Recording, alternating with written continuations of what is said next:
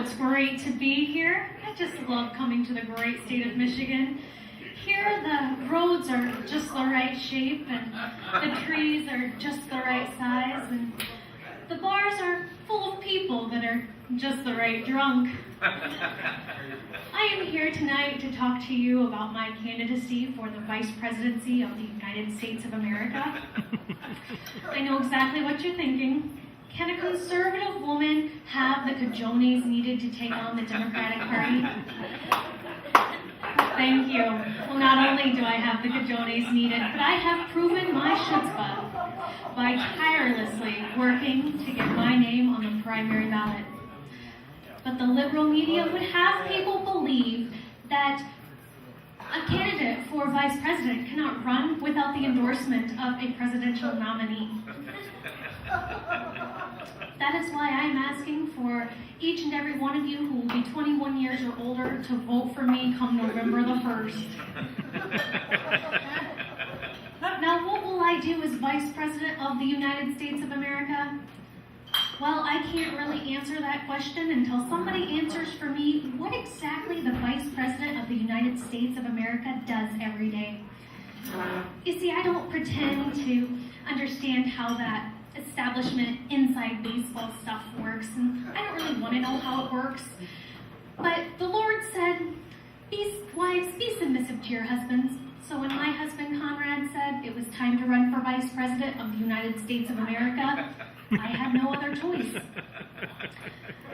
My husband Connie is always looking for ways to get me out of the house and onto the streets to promote the fight of the Tea Party. He works very hard in our church's homosexual counseling. He makes himself, yes, it truly is a great sacrifice for him, but he makes himself available both day and night to give counseling to these men. He even sacrifices his Wednesday nights to go out to the gay bars and talk to these men about the slavery of their homosexuality. Many nights he brings them home with him for personal counseling. I will tell you, he begins every day on his hands and knees, praying these homosexuals straight. And many times, he uses magazines and internet web pages for inspiration.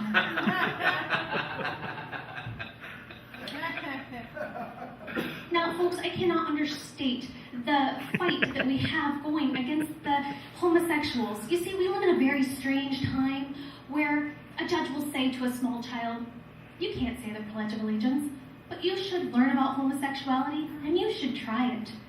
You see, this desensitization against gayness starts with a teacher holding up a picture of the Lion King and saying, did you know this music was written by a homosexual? The message here is clear, folks. I am better at what I do because I'm gay. We cannot stand for this. If we let this go, the homosexuals will conspire, like Barack Obama, with the Russians to destroy our country. Thank you. Now, the Democrat Party has accused the Republican Party of waging a war against women. But I ask you, where is that true war? Barack Obama takes 12 of his best Secret Service agents down to Colombia, and these men hire working women for their services, and then refuse to pay them for these services. The work of these women was hard. They were on their hands and knees, bending over backwards to service these men. They were taking it all, and they were giving it all. I think it's safe to say these women gobbled these men up. And you think that didn't leave a bad taste in their mouth? I will tell you, it is hard work servicing men. That is why I hired Matthew, Mark, Luke, and Jonathan to provide the services my Connie needed. Now, folks, we need to get back to American innovation that creates jobs and freedom, like the Underground Railroad. You see, our forefathers George Washington, Abraham Lincoln, Michael Jackson, and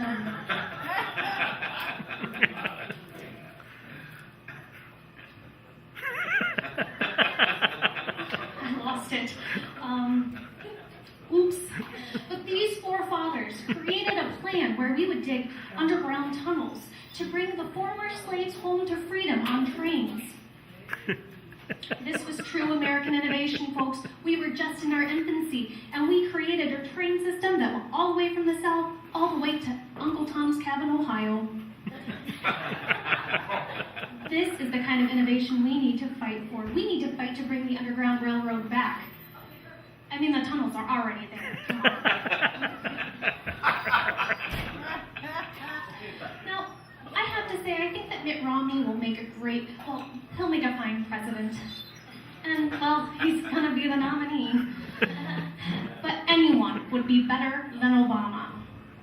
You see, people say that Mitt Romney is too stiff. Well, I think we need to unzip Mitt Romney and let the real Mitt Romney out. He's definitely not stiff. However, Joe Biden has admitted that the president has a big stick.